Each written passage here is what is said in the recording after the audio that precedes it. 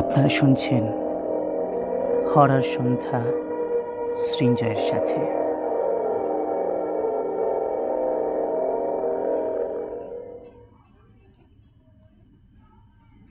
আজকের গল্প একা। কলমে ও কণ্ঠে আমি সৃঞ্জয়। চলুন শুরু করা যাক।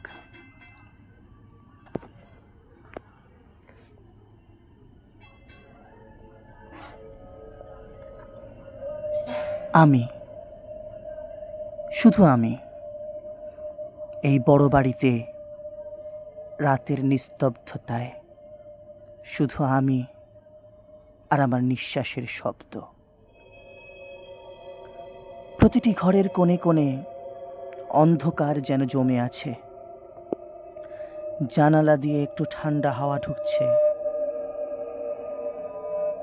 কিন্তু মনে হয় আরও কেউ আছে।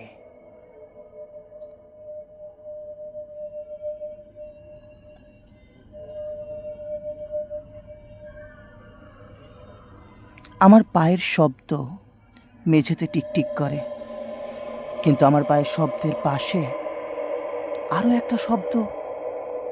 কার? আমি থমকে দাঁড়াই। শুনি ঠিক আমার পিছনে কেউ নিঃশ্বাস নিচ্ছে।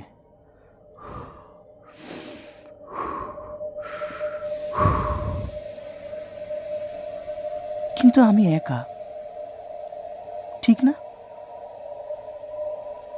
আমি আস্তে আস্তে ঘুরে যাই, অন্ধকারে আয়নার দিকে তাকাই। আমি নিজেকেই দেখতে পাই, কিন্তু আয়নার ভিতর আমার চোখের ঠিক পিছনে কেউ হাসছে।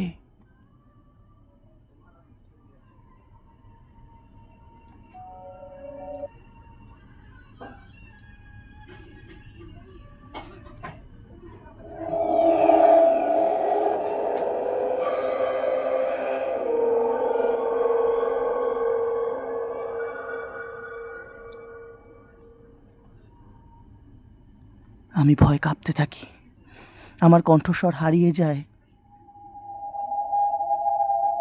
আমার পিছনে সেই নিঃশ্বাস, আবারও, আরো কাছে।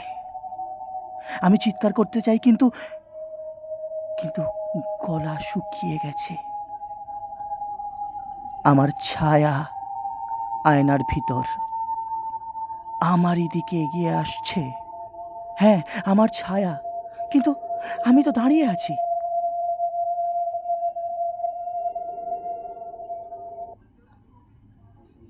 হঠাৎ সব আলো নিভে যায়। আমি একা অন্ধকারে, আর শুনি আমার কানে কানে কেউ ফিস ফিস করে বলে,